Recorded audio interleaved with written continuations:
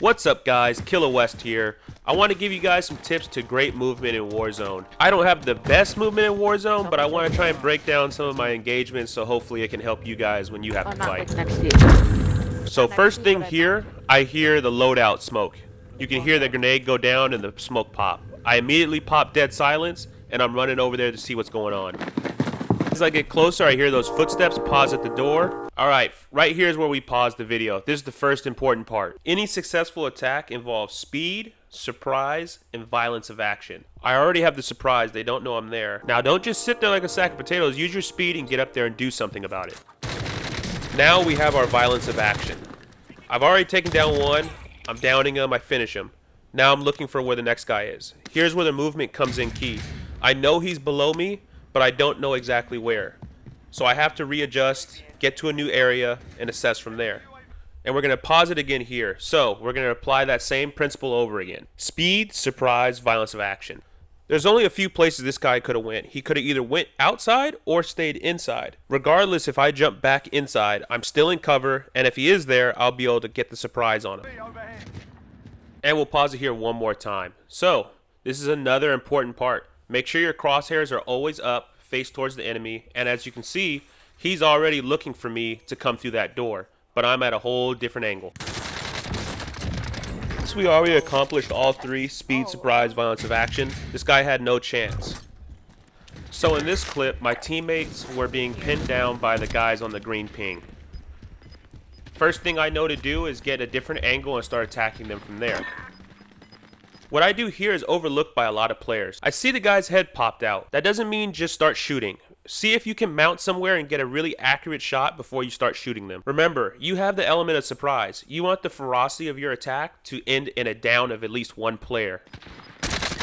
Boom, perfect. One person's down, now I want to move up. But what I didn't see is that they downed one of my players. I need to reassess, but instead I push. As soon as you move from the long to medium range, switch to your SMG. Alright, now this is an important part of your movement. You have to listen and take into account all the things that you see and hear. My surprise is done. I've already probably been called out by the two teammates that got downed. My ferocity isn't that high anymore because my shields and my health is low. The last thing I really have is speed, and that's not really there because I just heard a self-revive and I see a guy in the distance that already has an angle on me before I can even aim in on him. So I need to pull out of this engagement. Now that I'm pulling out of this fight, my main concern is finding cover and shielding up. I only have 3 shields, and this guy's already thrown thermites at me, so he knows my location. I need to shield up and reassess where I'm going to attack from. Now here's where the crucial mistake was. If you look at the top left, my teammate's nowhere near me, not even face towards the fight. Other teammates in the gulag, and I pushed. I know it's cool on TikTok and whatnot, but pushing a 1v3 is not the move. Alright, moving on. Fast forward, I got out the gulag. I didn't go to my loadout because it's where my last fight was, so I don't want to land back on it. My teammate completely left me, so I don't know what to do. I just heard doors open down below me, footsteps, all that good stuff. So what do you do in this situation? Since I knew I wasn't really going to win the fight or win this game, I decided that I would fight the people inside the building. Normally, you would just try and run.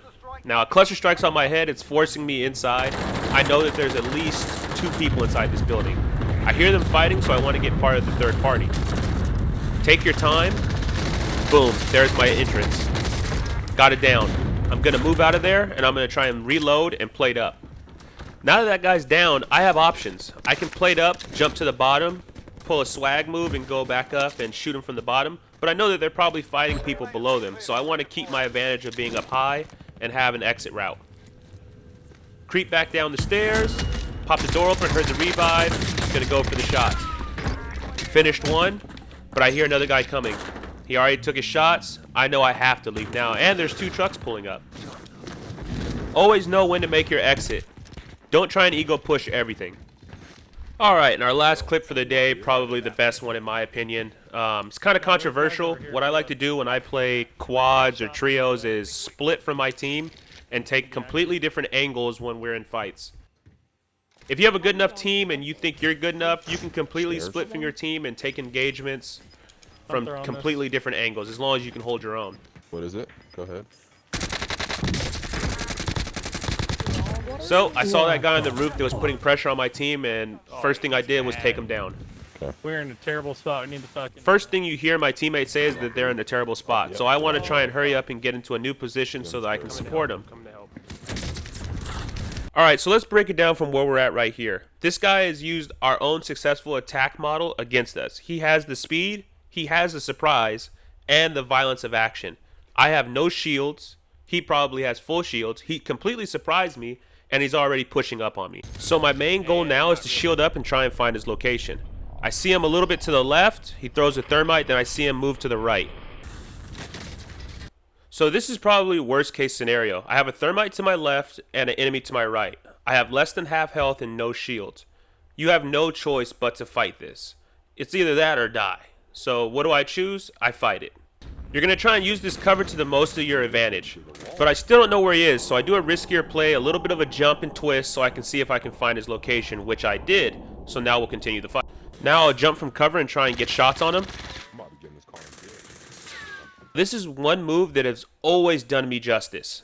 They get so horny for the kill, they chase you. So just stop, be patient, turn around, and wait for them to come by. You can even pre-fire it knowing that they're going to show up right there. It's a little risky, but it usually pays out for me. Ha! Ha! How mad are you, kid? Oh, yeah. How mad are you? You just got your house on. Oh, yeah. How mad are you? Y'all just ruined my clip with that. I hate y'all.